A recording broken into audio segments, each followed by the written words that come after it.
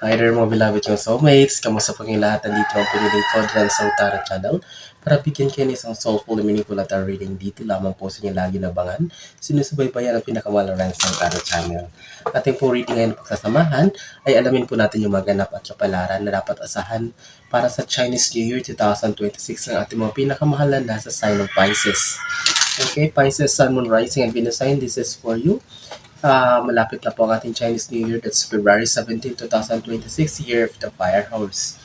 Okay, kamusta po kayong lahat? I hope you're in good condition. You're safe, you're healthy, and of course, you're happy. Sige.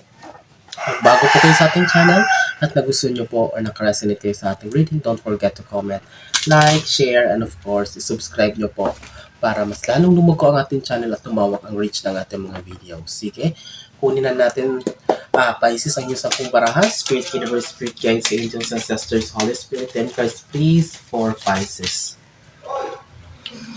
Maraming salamat po sa inyong walang sawang tiwala, support at pagmamahal. Lalong-lalo na sa nakakataba sa puso ng mga komento ng ating mga soulmates na lagi nanonood. Buong Pilipinas at buong mundo, maraming salamat po sa inyo. Spirit, Universe, Spirit Guides, Angels, Ancestors, Holy Spirit. So,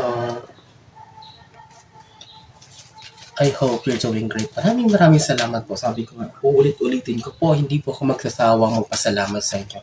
Sapagkat kung wala po kayo, ay wala po ang success ng Renzo Tarot Channel. Okay, Pisces, your 10 cards are now complete. Tingnan natin kung ano ba ang mga dapat asahan o maganap para sa Chinese New Year. Year of the Fire Horse reading ng mga Pisces. Okay? We have here 3 of Pentacles. Okay, Pisces? I can see here na siguro baka at least maganda to na nauna nitong barahan na to kasi baka mamaya sa mga darating na araw or darating na linggo biglang may lumapit sa inyo mga tao na parang magpakilala bilang they're offering something good, they're offering something fruitful or parang investment, partnership, negosyo, business related kasi may transaction dito but although this is Pentacles, these are money, but this is in a dark corner. But also be careful siguro sa mga transaction na pailalim or dishonest transaction. Mahirap na Pisces kapag pinasok nyo yan. Let's do things with all honesty. Mas magandang di baling mabagal ang pag-usad natin. Basta dadaanin sa lahat ng bagay sa legal na paraan. Okay, because this is a transaction, pag-uusap, mga under the table transaction. Okay, this is not good. Pisces, baka mamaya offeran ka or why don't you join us? Baka ganon. So, Pisces, it's a big no. Hindi maganda mabubungan ito para sa'yo. Okay? Mag-ingat and be mindful. So, we have here the Emperor card.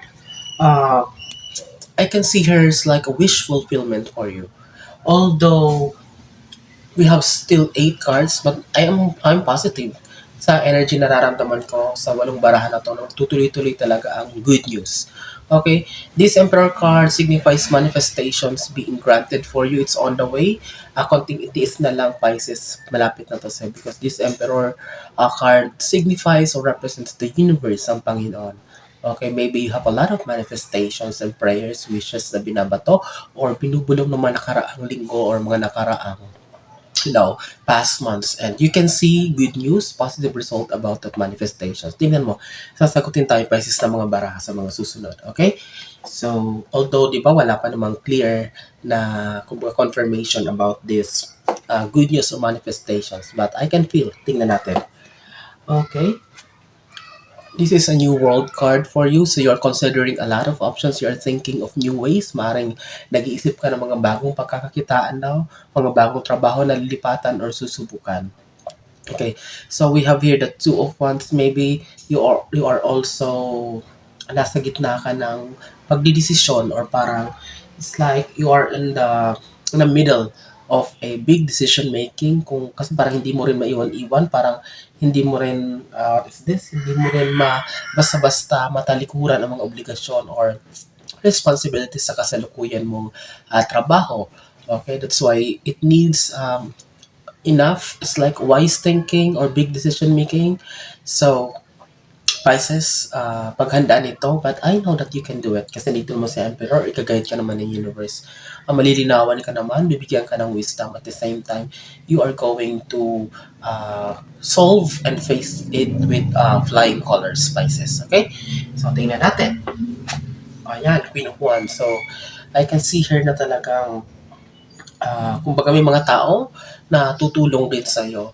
If you are looking for a sign kung lalapit ka ba sa mga tao, sa mga someone na nasa authority, medyo maganda yung katayuan, mataas yung impluensya, powerful sa community, or siguro may kakilala ka, kamag-anak, kakaibigan na medyo mapera, maraming connection. So, if you are asking for a sign kung kakailanganin mong tulong nila, yes, walang masama na lumapit sa kanila, Pisces. And sorry, because pinagdaanan naman nila lahat ng simula sa baba or, yung pagiging wala. That's why, lalong-lalo na kung kilala mo naman itong tao na to, why don't you try or lumapit ka sa kanila. Basta wag mo lang silang bibiguin kasi pagkakatiwalaan kanila. So, Pisces, this is about, someone na may powerful, may authority or may connection, mapera, may impluensya. So, ayan. Meron talaga, sinagot na tayo ng bara. So, we have 10 of Pentacles, abundance, prosperity, regarding sa kaperahan, nagkarat ang kaperahan. So, ito sinasabi ko sa na Emperor card, i-grant ni universe ng Panginoon yung mga wishes at manifestations mo, lalong-lalo na may kinalaman sa kaperahan, Pisces.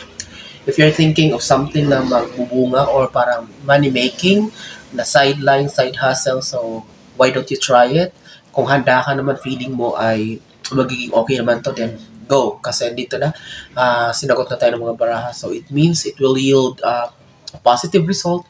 Magbibigay ito sa'yo ng hindi naman sa totally na malaki na parang stability, but at least makakatulong to cross o parang makakatulong para at least maibsan yung problema mo sa kaperahan. At least makakabayad ka na sa bills because this is side hustle. Okay?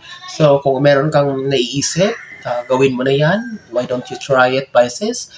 Malay mo, yan yung magbigay sa'yo ng break. Okay? So, let's continue. Six of Swords, you need katapat sila ng unang barahan, sabi ko, this is like under table transaction or parang hindi maganda na pag-usap. If possible, kung medyo may naririnig-rinig ka na, nararamdaman mo yan sa paligid mo, sa mga katrabaho mo, kamag-anak mo na parang there's something wrong na ginagawa nila, ikaw na mismo ang umiwas. Pisces, ikaw na daw mismo gumawa ng paraan para, hindi ka maengganyo nila, para hindi ka ma-involve dyan. You need to move away kasi negative situation yan, toxic yan eh. Hindi maganda yan. So that is like a corruption or like something na parang, hindi gagawin sa hindi magandang paraan. Okay? 2026 na tayo ngayon, but I still believe in the virtue of honesty. Lahat ng bagay ay may kapalit, lalong-lalo na kung hindi mo ginawa sa mabuting paraan. Napaka-bliss ng karma. Please, Pisces, move away from that person. Kung yung mga tao na yan sa paligid mo, alam mo naman na may bisyo at hindi magandang influensya sa'yo, ikaw na mismo lumay. Baka madamay ka, Pisces. Okay? So we have here the Hangman. Okay? The universe wants to tell you that those stagnancy, yung mga oras, mga panahon na natenga ka or parang ang bagal ng progress mo ay tapos na. Why? Kasi andito si Emperor, so it means siya ang gagawa ng paraan, si universe ang gagawa ng paraan para tapusin ito. So you don't need to worry, Pisces, kasi uusad na. Okay, mag-move forward ka na, tapos na itong mga stagnancy, hanged moments mo. So, okay, so tatanggalin mo na yung takot mo, yung worries, na pag-aalala, frustrations, disappointments, Pisces, just move forward, okay? Paglaban mo, talagang you just need to be patient also. And of course, kasamahan to ng hard work or sipag, aayos talaga sa iyo ang magandang balita or good news, okay? And before we continue, kapag naka-resonate po kayo or nagustuhan niyo po ang ating reading, mag-comment po kayo, like and share of course. Huwag po kayo mahiyang i-subscribe po ang ating channel.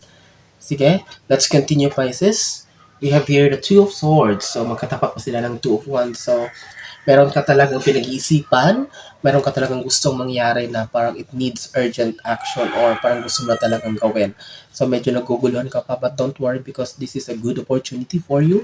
Ayan ang may new islet or bagong isla na tutubo. It means a new opportunity for you or door of opportunity that will be opening for you. Pisces, okay? You just need discernment. Kailangan mo lang na matalinong pagdedesisyon. Walang masama dyan.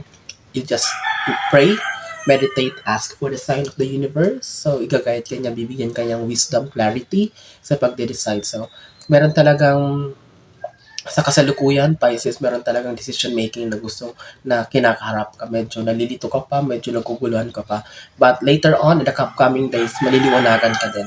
Maliliwanagan ka sa mga dating na araw. And of course, what you're going to choose, what you're going to decide will work on your favor kasi dito naman si Emperor. Okay? Yun naman sa'yo ang positive result. Ayan na, may celebration na tayo. We have here the Four of Wands. So, sinabi ko sa inyo, Pisces, just need to be still. Sinagot tayo ng baraha. So, wishes fulfillment, answered prayers talaga. Kasi dito sa Emperor, di ba sinabi ko kanina, sasakutin tayo ng mga baraha. So, we have here the Four of Wands. May mga Pisces na ikakasal. May mga Pisces na mabubuntis. Ang nararamdaman ko dito. Or magkasen dito yung sa Queen of Wands. So, magiging lola din kayo, magiging nanay. So, congratulations in advance, Pisces. It's about celebration. May magpo-propose sa inyo. It's like, it's all about big celebration, something big milestone na iyong ma-achieve. Okay? So, tingnan natin. 10th and last card mo is Ace of Pentacles. So, ano ba sasabihin ko? Wala ko masabi. Kasi magkatapat ang 10 of Pentacles and Ace of Pentacles. Something, hindi lang to basta putyo-putyo na amount of money. Pisces, ihanda mo sarili mo kasi dito ang Ace of Pentacles, andito yung 10 of Pentacles. This is abundance, this is for prosperity. May magandang flow talaga ng kaperahan na parating para sa iyo. Balatuhan mo naman ako. And I'm so happy for you. It's because maybe that's one of your manifestations or wini-wish mo talaga matagal na panahon that. Don't worry. It will be granted by the universe. And advance congratulations for it. I'm so happy for you. And isa din yan sa celebrate mo.